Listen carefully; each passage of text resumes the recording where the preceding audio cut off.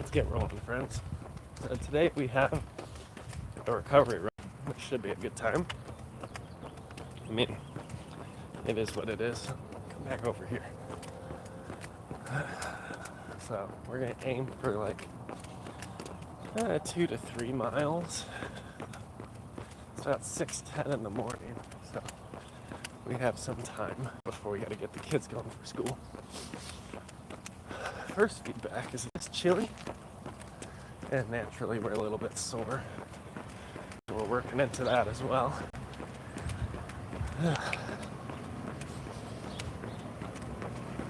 We'll see how far we can go.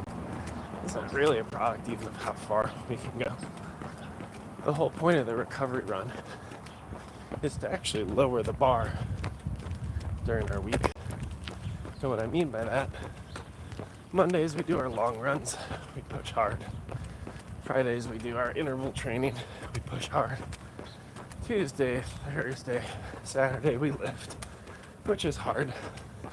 So on Wednesday, we give ourselves a lower bar to get over.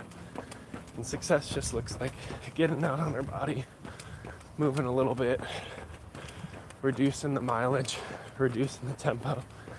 Sometimes we jog the first half, walk the second half. It's just to keep flowing and moving forward. And when you lower the bar for your fitness journey every once in a while, it can keep you in the journey. And what folks don't get is it's better to stay in the game even if it's not perfect than to not play it at all. And then you'll find that if you give yourself a lower bar, you'll often exceed your own expectations. You'll make more progress. All right.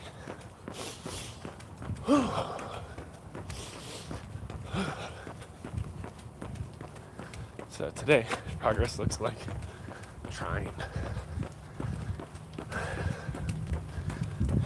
It's really just that simple. It's simply to try. To get out here, move a little bit, catch a sunrise, clear our head, and keep getting better. But how are you all doing on this fine Wednesday morning? Or a Wednesday evening if you're somewhere else in the world. Oh, I forgot to push the magic button. Let's see if I could do this. Shoot, I gotta stop for a second. Come on, phone. Here, now I can see all the messages. Lovely. Oh, crap. I definitely could have made that. Welcome to Train Talk, where we watch trains go by. I'm just kidding, that's not this channel. But you can watch a train go by. It's going fast, and if you trip, bro, I'm gonna try my best not to laugh. You know, surprisingly, I've fallen a few times, but not too many. There was once I did a run in the snow in Japan. I had a GoPro on my head. I was telling a story.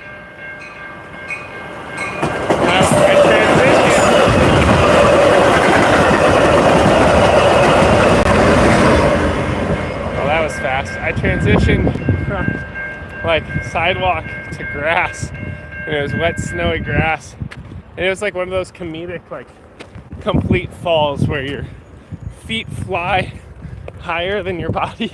Slammed on my back. So it was like mid-story, and then it was like, whoa! And then it was like, it's just me rolling in the snow. It's terrible. So yes, I have fallen on a live before. But most of the time I'm pretty steady on my feet. So today we're doing a light recovery run. That's somewhere between 2 and 3 miles. Hello everybody. Step it up in here. What's up, buddy? Double tap the screen to like. Hey, that's really friendly. It's free. And subscribe, dude. Help the algorithm. Thank you so much. It's nice having somebody who's a little hype in the chat. It's helpful. But for context, since we have 10 new friends here, my name's Joe. I'm a pretentious engineer, a global leader, and I ask the right questions to help people become the hero of their own story, where they can build the life they desire, living where they want, loving what they do, and being paid well for it. So I have a community on a platform called Skool, and it's for left brain people like engineers and global leaders, right brain people, which are the creatives and community leaders, and then whole brain people, which are the parents and the entrepreneurs. And I spent a decade of my life progressing surgical robotics at Johnson & Johnson, which also led my family through 12 relocations in 1 year to get to Japan as a family, where I traveled the region, attended tons of surgeries, connected with some of the most elite clinicians in the world, and then I directed an ecosystem of engineers to develop new AR and VR med tech stuff, which is cool. But I was impacted by organizational restructures and took this crazy jump into full-time entrepreneurship to stay in Japan. And I failed. We hit zero when our revenue didn't exceed our burn rate. And we relocated to Chicago for a full life restart. And it's been about a year. And things are working pretty well now. So I have a community of like 120 people, a few paying members on that. We're living in a 4th-generation home where I'm a stay-at-home dad and a caretaker for my grandfather who's battling kidney failure. Ooh, 1 second. Morning. And then I'm a content creator and I hang out with you. I imagined it. Trust me, bro. You got me dying laughing. Nice. Nice, I love it. Yeah, it's nice to meet you, friends. Hope you're doing well. Fire! Let's get it! Beautiful day watching you. All the best. Thank you so much, friend. You know, I'm a bigger guy. So running doesn't come easy. But it's good for me. So I make myself do it. I basically dread and hate every single workout. But I'm really good at giving myself what I call demotivation of the day, which is just brutally honest, painfully sarcastic affirmations that just make me face the day and do it anyway. Like I used to pay for a platform called Beachbody, which I do not yet have one, where like some of the trainers on that channel, they'd be like, oh yay, let's go, working out is so fun, while everyone's like sweating and holding a plank, trying to smile instead of grimacing. And for me, I'm like, that is so not true. This is not fun. Why are you lying to me? So for me, like before every lift, when I live stream it, I'll write a demotivation of the day, like, you know, has anyone considered if these weights would prefer not to be lifted? And then I'll lift them anyway. You know, or we could always quit. We don't have to be here. And then I'll do it anyway. Like that's how I approach this stuff. So sure, my left foot hurts a little bit today. My knee's crunchy. I'm a little sore. I'm not perfectly rested. But I'm here, hanging out with you, getting a little bit of distance. Nice recovery run in the morning. And we're going to check this box and move on to the rest of the hard things in our life. Read the book by, I gotta bring you closer. Read the book by Dr. Joe Disorienting, Becoming Supernatural. It's changed my life for the better in so many ways. So, give me a couple of the ways. Like, pretend I'm a busy guy, because I am. You had to break the book down into 3 main points with 3 things you could apply to your real life. What would those be? Nothing is impossible. The word itself says I'm possible. Or it's possible. Nice. Whew. All right, keep going. I mean, a little winded. I'm over here at like, what kind of day is it? What loop are we doing? I think we're gonna cut it around this corner over here. And what's nice about the recovery day is we provide a little bit of space for reflection to bring you into my story of like fitness. I have 2 compressed discs in my lower back that push into my spinal cord, and I had incredible pain waking up every other hour. So I averaged like 3 hours of sleep. I would roll out of bed and try to run. I would go half a mile in agony, sit on a bench, pray and wrestle with God, and then run back home and take on my day. But over the years, I did multiple years of physical therapy. I was getting epidural injections in my back for pain every other month, where they put a needle in my spinal cord, just like if I was having a baby. And then I worked with a trainer and built my core, back strength, learned how to fire muscles the right way, changed my form for running. And now I can sleep through the night. I do half marathons, lost about 40 pounds, and I get to come hang out with you. So it's been pretty fun navigating this journey.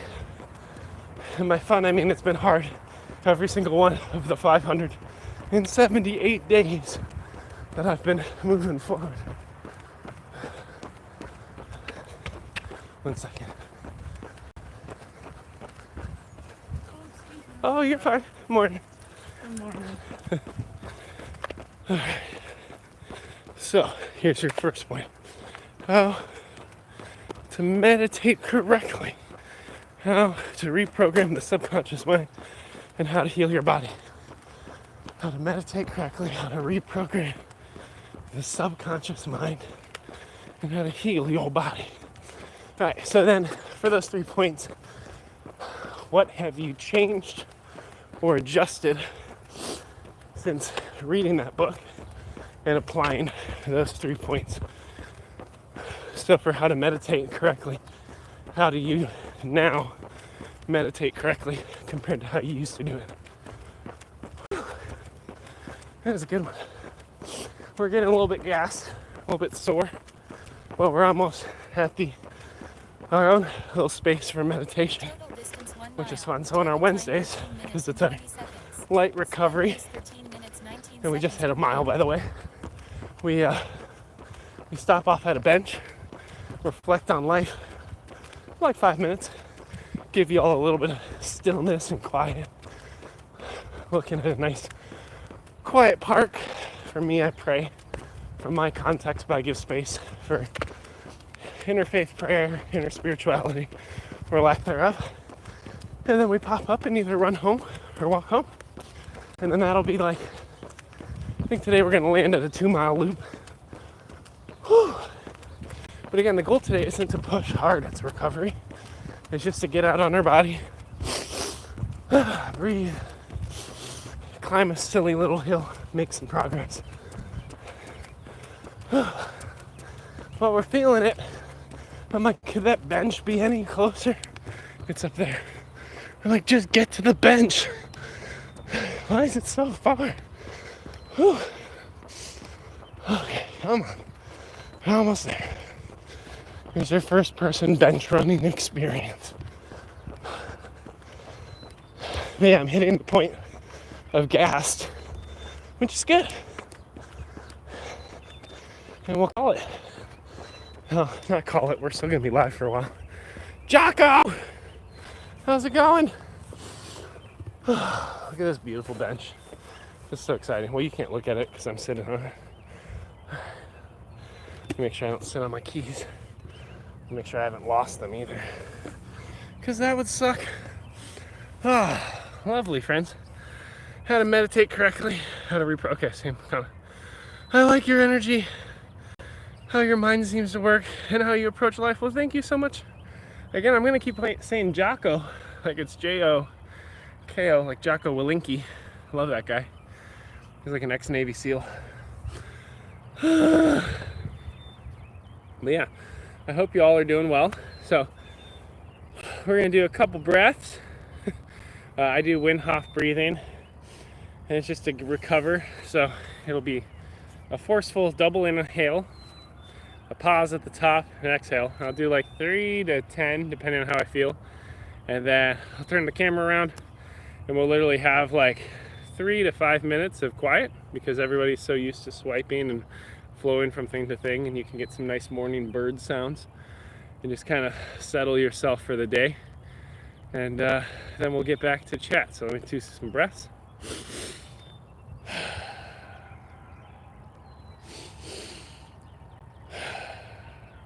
You try to increase it longer and longer. 3, 4, 5, 6, 7, 8. Yep, the Hof breathing. 9, 10. So we're 16 minutes and 40 seconds into this live. We've had a nice, good run. Phone call, gotta go. Hey, you're good, nobody. So I'm gonna give you until 21. So it'll take 5 minutes for me to just chill, pray, and reflect, and you can do whatever you like. So I'll turn you to the field, and I will see you soon.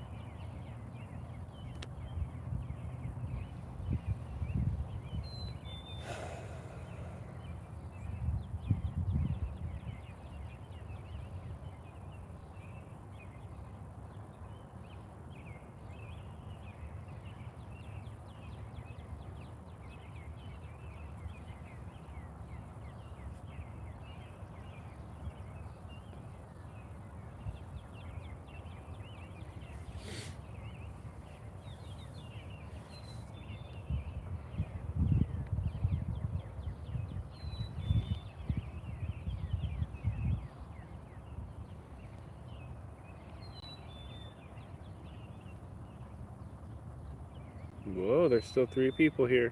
This is fun. You got 2 more minutes of quiet. I was just checking on you.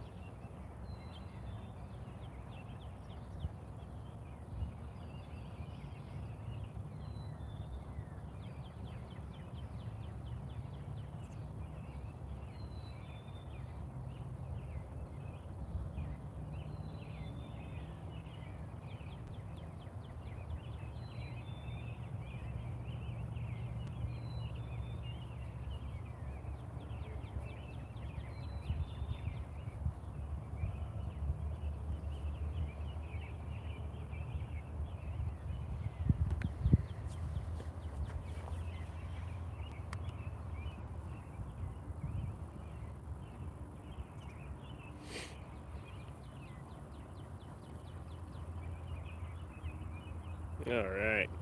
Zircon! Yeah, still here, just lurking at work. Awesome, dude. Well, I hope that was restful and quiet during your lurk. So let's get up. This is where I get to find my soreness. Oh no! Today it is in lower back. Don't worry, I'm coming. This gimbal's not very fast, okay? You're in a very special cradle. What's fun, I used to play football on this field as a kid. And then we ended up on this crazy journey of all these relocations to get to Japan, and then ended up failing in Japan and relocating back to our hometown. But it's been both deeply humbling and validating that this is just exactly where we're supposed to be in this present season. Like, I helped my grandpa throughout the day. He's fallen multiple times. He's been hospitalized multiple times in the last couple months. And I've just been able to care for him and support my grandma through her hip surgery. Old stomping ground.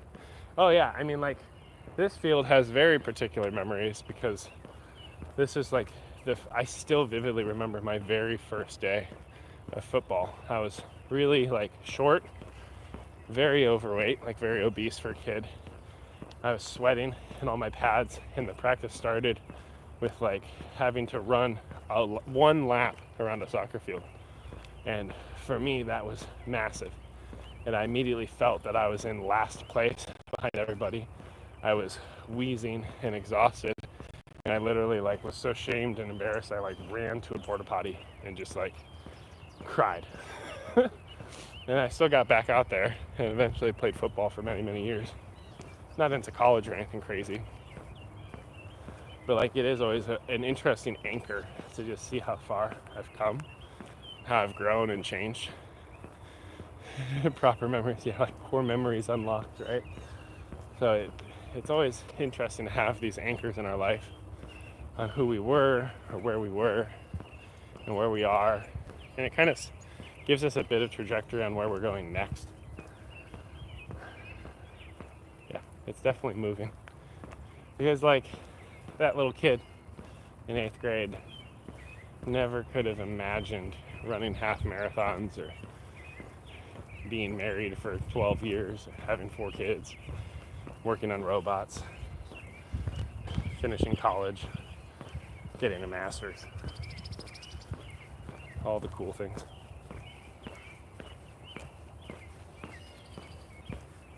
One second. Morning. So yeah, it's been a crazy boomerang in our life. It was so hard because like I wanted my entrepreneurial efforts in Japan to work. I really believed in the business I was building.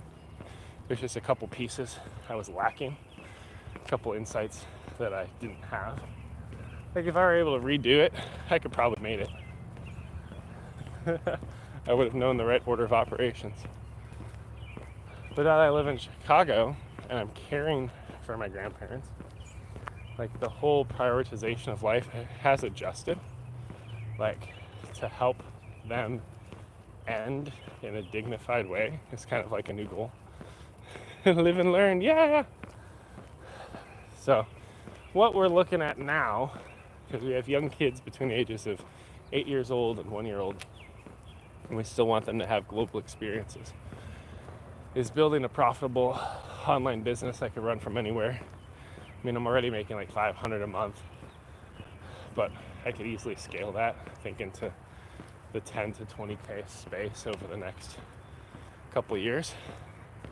And what we would do is have a home set up in Chicago to move out from the in-laws possibly, or like remodel a portion of their home to accommodate us because we're a huge family. And then from there, have something set up as like an investment property in Japan, like an Airbnb most of the year. But then we would come out for summers so that our kids could do summer school and reconnect with their friends from Japan. And possibly winters, because winter is fun in Japan. That would be kind of our plan, or what we want to build towards. And it's an audacious goal for sure, but it could be a good one. Likewise, hoping my side hustle helps my family. So they have world experiences. That's so beautiful. So what's your side hustle, friend? Tell me about your business. Like, I have a community of entrepreneurs doing things. I call it moonlighting. Like, you have your day job. I don't, because I'm all in and I've taken substantial risks as an entrepreneur. More risks than most. But yeah, tell me about your business, dude. Because if you're looking for other entrepreneurs that are doing things on the side and winning, like, let me know. I mean, there's some people in my group that make 10 plus K per month. Some make more. So it's fun to have you in the group. I have an apiary. Up to 20 bee colonies. You have to be kidding me, dude. One of my favorite community members is an 8th generation beekeeper. Like, and he's a full-time, what you'd call growth operator. So he goes into other communities. I think the one he's working on right now is in real estate. And he helps them build funnels so that they can attract clients into weekly webinars. And then those clients show up to the webinars, they pitch the product, and then 5% or so convert. And then he'll make, like, I think it's $2,000 to $4,000 per webinar or something. And then he gets a cut of that because he's a partner in that work. But he also has a channel or a community. I think it's got like 270 people that are beekeepers. Now he's based in Canada. So I'm learning because I'm part of his community for fun because we crossed paths. He invited me on his podcast. We haven't scheduled it yet. But he's explaining, like, depending on where you live, the way you keep bees is different. There's even different breeds of bees, which is like, duh, obvious. But for me being an engineer, did not know that. So he's like, having localized beekeeping communities as a digital community is kind of like the future game, because if you could have a network of all your local beekeepers, you could start to share best practices that are specific to your region, which is kind of cool. Apiary, that's so funny. I'm a first generation. I'm learning, but I have an opportunity to do a lot of beekeeping with my main job on the farm. That is so cool, dude. Oh my gosh, I love that. You gotta come to the Big Brain Club. That's what I lead. Like, I just help people progress in their journey so that they have a sense of communal support and they have greater clarity in what their next step looks like, and they have greater definition on the problems they need to solve next to actually build the business they want. That's legit. Does it have a website? Yeah. So if you join my community, I could send DMs. It's in this platform called Skool, Skool. So there's a link in the description here, and all you have to do is download the app on your phone, make an account with an email, and then you'll be in my community. And then later this afternoon, I can send you a DM on kind of next steps so that I can connect you with Patrice, who's the beekeeper. And I'll either get you in his community ASAP, or if you do my onboarding, which takes like about 40 minutes or so, then I can tag him in your post. Because basically everyone who comes into my community does the same post structure. They'll share their origin state, so like where they are right now in the messy middle of their entrepreneurial journey. So for you to say, like, I'm on a farm, I'm a first generation beekeeper, I want to build a business. And then they'll say the next part is like their desired future state. Like, I want to be able to build a successful online business so I can provide my family with global experiences, targeting this much per month. And then the third piece would be why they want this change in their life.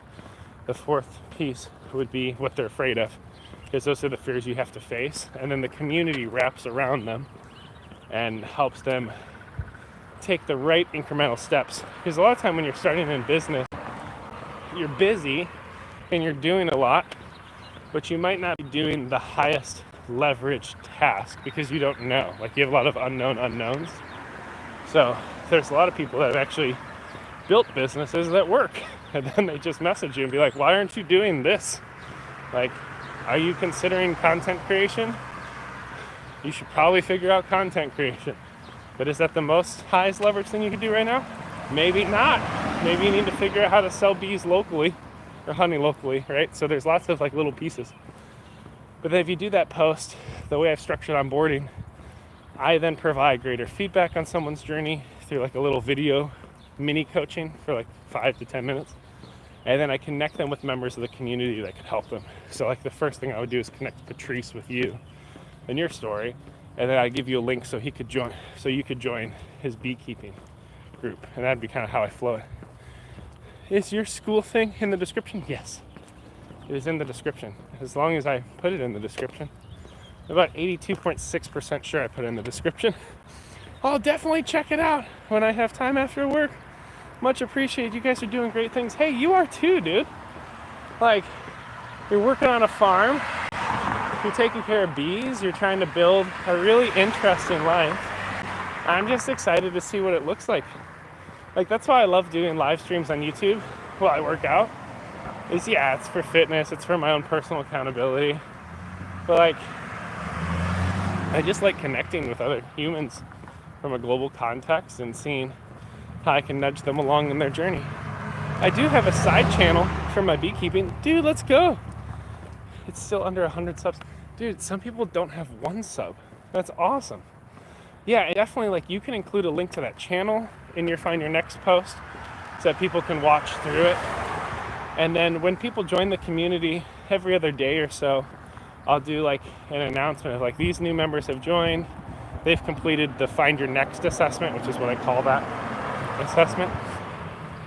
And then I drive traffic to their posts to drive connections.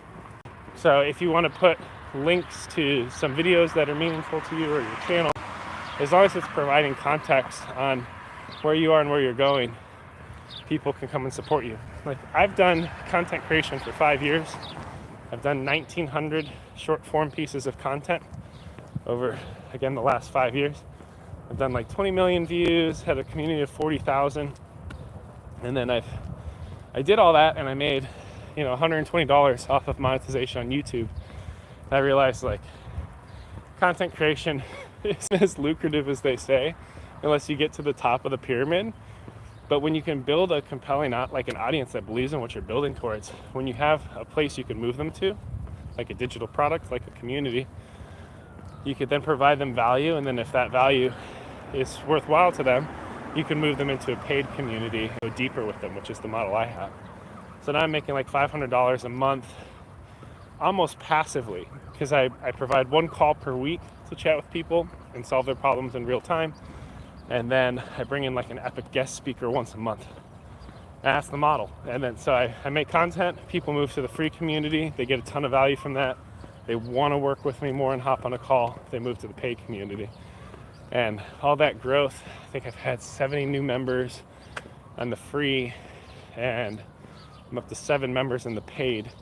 All that growth has happened in the last 35 days. But I've been building towards it for a year. It took me a while to figure out how to do this naturally. I respect and appreciate your input. You help more than you realize. I never really planned to be popular with the side hustle channel. I just wanted to help my business. Yeah.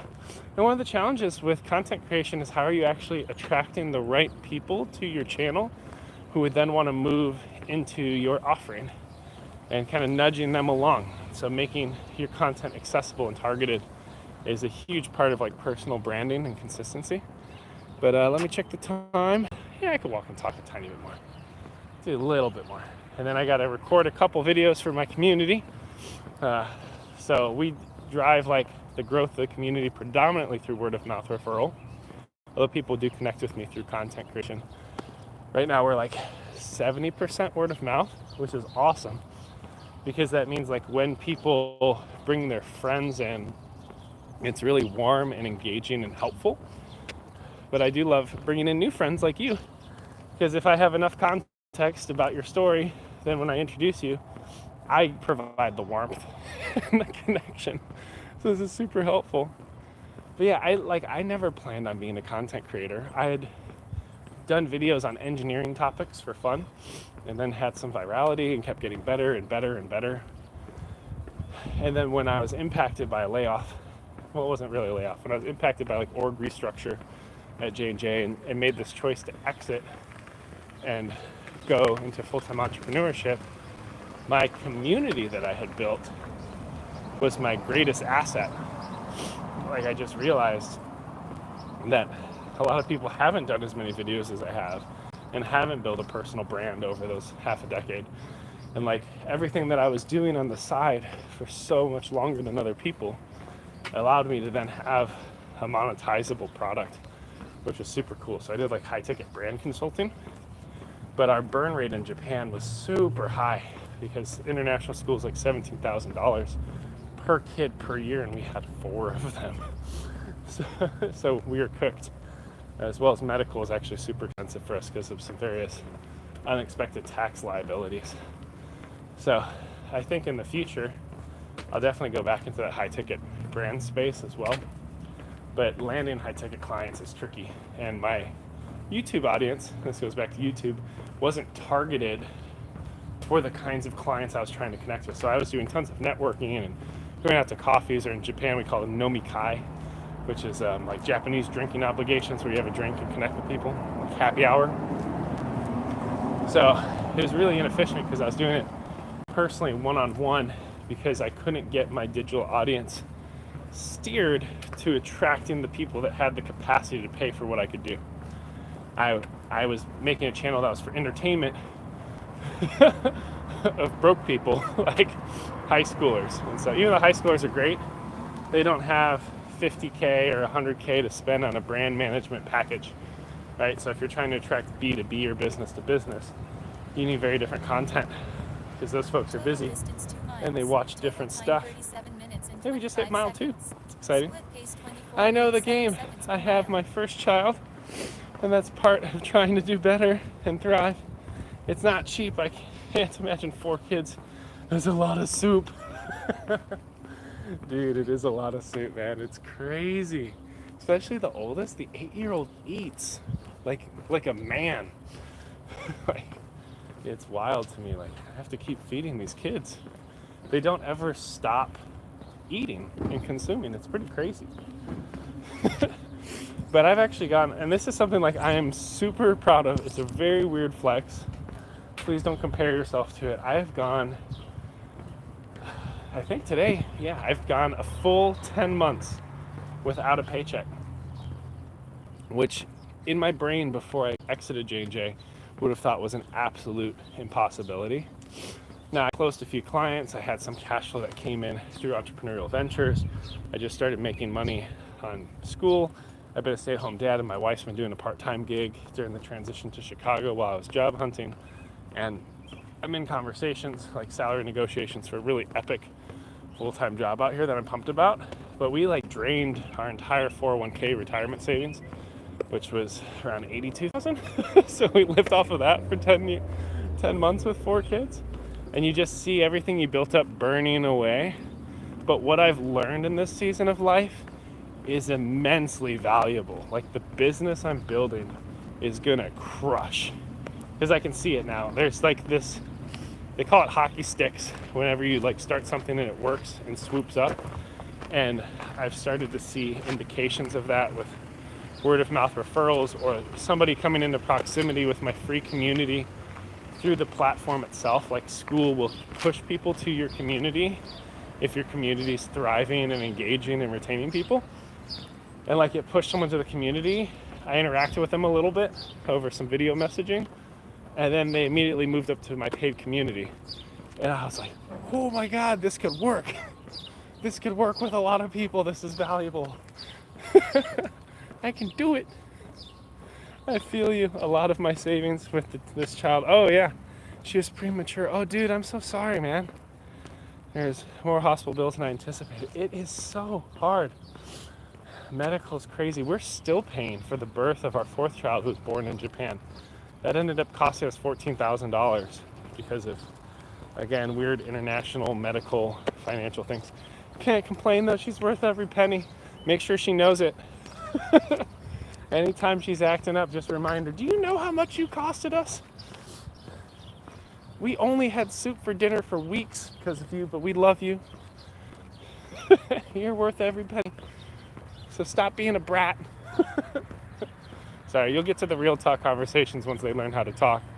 I'm assuming you're a new dad. I'm assuming gender is father for Sirkan. Not actually positive. But friend, I deeply appreciate you. I will see you on the next live.